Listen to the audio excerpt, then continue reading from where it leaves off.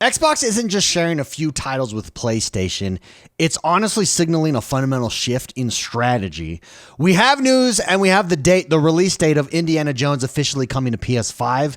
Major EA games are potentially landing on Game Pass, and more Xbox ports to PlayStation 5 and other ecosystems are on the way.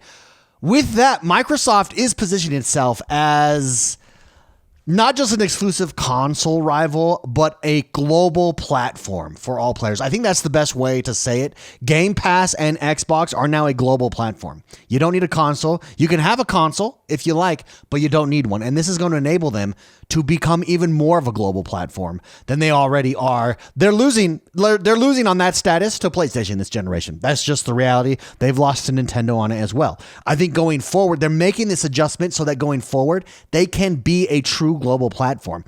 Let's unpack these news stories today. Let's go over what this means for the future of gaming and why I think it 100% is the end of the console war as we know it. I've said that for a while now, but it's always good to come back and talk about it a little bit.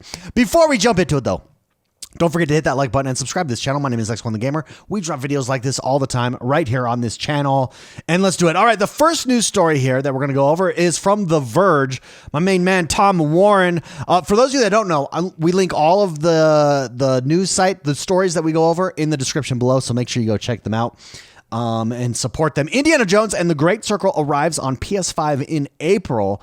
Bethesda's Indiana Jones game first debuted on Xbox and PC in December. So April is the fourth month. So you're looking at about 5 months, which is about right. I said 6 months, probably will be at least 6 months till Indiana Jones comes. We're at the 5 month mark. I'm going to count that as a correct prediction. I'm only a month off. It's only 4 weeks. Here, Tom Warren says, Microsoft and Bethesda are bringing Indiana Jones and the Great Circle to PS5 on April 17th.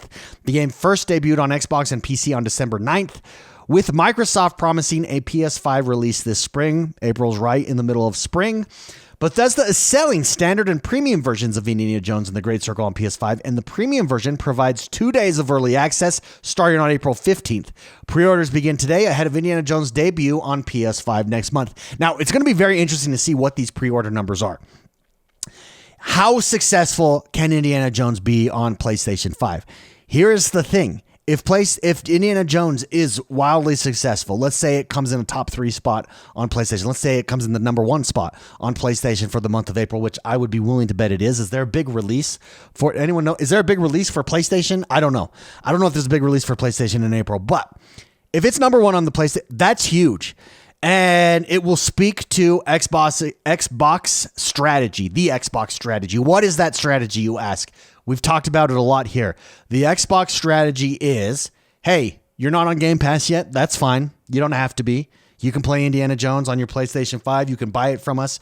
But if we're the number 1 game over there and we drop, an Indiana Jones 2 in a few months or the next Call of Duty or whatever, what are the chances we can pull you into Game Pass for much cheaper than what you're paying for these games individually? And in the meantime, we don't lose. You buy our game regardless. And we are one step closer to convincing you to subscribe to Game Pass. It's very interesting. It's a very flexible strategy, and I think it's the correct strategy. I think that's their strategy. You're going to see this with all of the titles. There's going to be timed exclusives on Xbox and Game Pass, and then eventually they'll go everywhere. Why? Because it helps you sell your game and future Game Pass subscriptions, rather. Let's go over. So that's Indiana Jones. I would love to know what you guys think. Is Xbox, with this move of Indiana Jones, is Xbox becoming more of a gaming platform than just a console brand? And I think that's a really good way to frame it, that Xbox is not just a console. It's a gaming platform. That's what Game Pass is. That's what Xbox is. Let me know your thoughts on that below. Am I just wildly off here? Am I wildly wrong? Is this an L for Xbox? For those of you that think it's an L, tell me why. And tell me why my logic does not compute here, because I think my logic does. But if you disagree with me, you must think it doesn't. Why is it bad for Xbox to put Indiana Jones on PlayStation 5 in an effort to future upsell you to Game Pass? Because that's what it is. It's a long-term upsell to Game Pass. Let me know in the comments below. Let's go over 2 big games that could be coming to Game Pass here. One is legit because it's an EA game. I mean, they're both EA games, but one is legit because enough time has gone by. The other one I think is because it didn't perform as well as they had planned, and it cost them a ton of money to make. And that's Xbox. That's Dragon Age, rather Xbox. That's Dragon Age and EA Sports Football Club 25. Xbox could be preparing to add 2 big EA releases to Game Pass. We're expecting NHL 25 soon as well. Let me tell you, the NHL games are fantastic. If you've never played one, I'm not a huge hockey guy. I'm more now since since I now have a local NHL hockey team. Shout out to Utah, the Hockey Club of Utah. I don't think we finalized our name yet, but NHL 25 is fantastic. It's right up there. It's just as good as the FIFAs. It's just as good as the Maddens. In fact, I would say it's even better a lot of the times. They are so much fun to play. So very excited for that. Anyone for another roundup of Xbox Game Pass rumors, says PureXbox.com. The latest comes courtesy of EA, as it appears that both Dragon Age the Veilguard and EA Sports Football Club 25 are being prepared for Xbox Game Pass at some point in the future. Football Club 25 makes total sense. That's what they do every year. You always get on Game Pass, you get an EA subscription, basically. It's a genius partnership. And you get the past year. So like Madden 25 right now is on Game Pass because it's been out for a year. We're gearing up for a new Madden. Again, why does this work for EA? Let's look at this as a microcosm of Game Pass. It works for EA because EA is trying to upsell you to the latest edition of Football Club 25 or Football Club or Madden or NHL. They're trying to upsell you on these yearly ones. So yes, hey, you can wait a year and play it, but we're going to take a bet that we're going to be able to peel off some of you to get the latest and greatest version of that game. For instance, I will always purchase the latest NCAA. I just will. That's what I'm into. Maybe Madden. It's kind of replaced my Madden, to be honest. But that's why they do it. Game Pass is the same strategy, just on a larger scale. Dragon Age the Veilguard is the most surprising one here, as the game's only been out for just under 6 months, but as spotted by the likes of Nobel and Xbox Era, an apparently new Xbox Store listing has appeared on PC with the words PC Game Pass alongside it. Here's a closer look. You can see it's pretty blurred out there, but that's what it looks like. The bit we're unsure about is that the PC Game Pass mention might just refer to the free EA Play trial that's included with the game, but the fact that it's supposedly a new listing suggests something bigger might be in the works. EA Sports Football Club, of course, is going to come. That one makes the most sense. Don't forget, NHL 25 will probably be added for console players alone at some point in April and May as well. It could be a big month for EA on Game Pass. I think Dragon Age is there because they didn't get the numbers that they needed to. Let's push it over to Game Pass, salvage as much as we can here from it. Dragon Age, all in all, at this point, what are we, 6 months out, 5 months out from it? Overall, it was a disappointment. It just was. That's the reality. It's unfortunate. It's not the Dragon Age that we all hoped it would be and desired for it to be, but it is what it is. And now that it's on Game Pass, everyone can jump in and check it out. Or if it this is just a rumor. So if it does come to Game Pass, and I said this at the time when Dragon Age dropped, first of all that matters is the game fun. Second of all, because of the wide variety of reviews that I've seen, I'm not paying $70 for that because I don't know what I'm going to get. I will jump into it when it's on Game Pass. Here it comes on Game Pass. It will be interesting to see how many people check it out and how that goes. Last but not least, this is from pushsquare.com, and they go over that Xbox has a lot more PS5 ports to come in 2025. And this goes to our question of, is Xbox making the right move here? Is this good for gaming? Is this Xbox's process or push rather to become a global platform? I believe it is, and I think it makes total sense. Do you think, before we jump into this, do you think Microsoft is making the right move by bringing more games to PS5? I do, because of the way that they're doing it. Now, isolated, if all you knew is that Xbox is dropping their games on PlayStation 5, then yeah, of course, that would be like, well, that doesn't make sense. How are they going to... But that's it, it's not happening in a vacuum. It's happening in conjunction with Game Pass and the expansion of Game Pass. And so I think it's the right move personally. But let's go over what games are expected to be revealed here. Forza Horizon 5 is coming in April after Indiana Jones. I think Forza Horizon 5 is definitely going to be one of the biggest titles on PlayStation when it drops. There's nothing out there like it.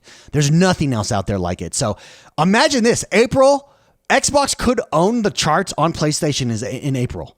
How mind-blowing is that? You could have Forza Horizon. Forza Horizon is going to be number one. I predict Forza Horizon will be bigger than Indiana Jones. Mark it.